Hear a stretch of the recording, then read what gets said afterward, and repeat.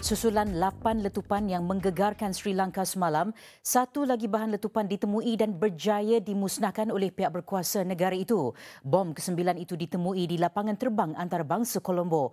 Menurut jurucakap tentera udara, bahan letupan itu adalah jenis bom pipe diperbuat daripada PVC berukuran 1.8 meter panjang. Susulan penemuannya, bangunan itu segera dikosongkan sementara bagi membolehkan anggota pasukan udara menjalankan kerja-kerja memusnahkan bom berkenaan. Sebagai langkah berjaga-jaga, semua penumpang yang mahu menaiki penerbangan di lapangan terbang itu diminta hadir seorang diri dan tidak ditemani individu lain bagi mengawal kemasukan orang ramai ke kawasan itu.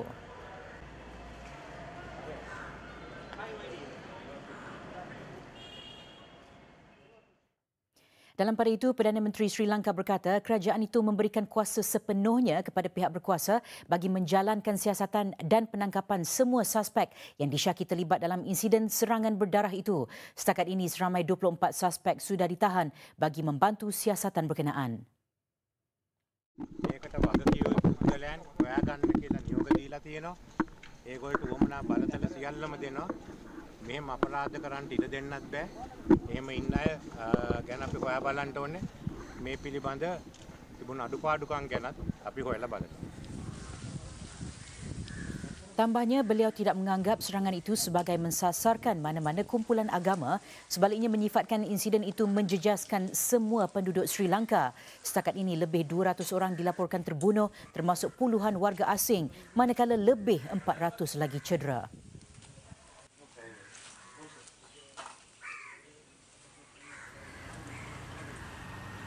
Selepas mengeluarkan perintah berkurung semalam, pihak berkuasa Sri Lanka hari ini menarik balik perintah berkurung di negara itu.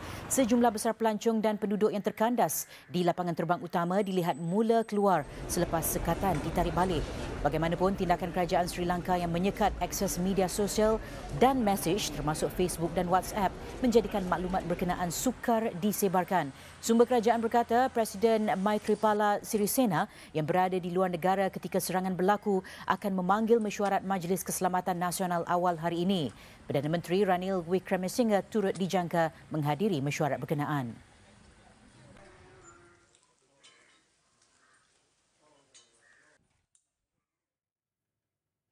Yang di-Pertuan Agong Al-Sultan Abdullah Riayatuddin Al-Mustafa Billah Shah hari ini mengutuk sekeras-kerasnya pelaku serangan keganasan di beberapa lokasi di Sri Lanka semalam. Seri Paduka turut menzahirkan perasaan duka cita yang amat mendalam atas kehilangan nyawa dan kecederaan yang berlaku.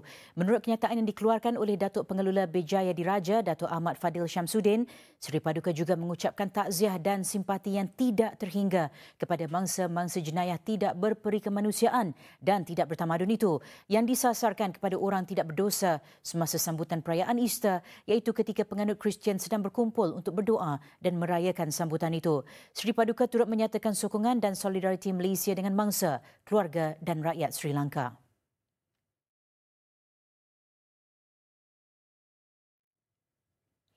Malaysia juga bersedia untuk menghantar bantuan kepada kerajaan Sri Lanka bagi kerja-kerja pemulihan di kawasan terjejas ikuran serangan bom terancang yang menggegarkan beberapa lokasi di ibu negara itu yang mengorbankan lebih 130 orang. Kenyataan ringkas itu dimuat naik Menteri Luar Datuk Saifuddin Abdullah ke dalam akaun Facebook beliau malam tadi.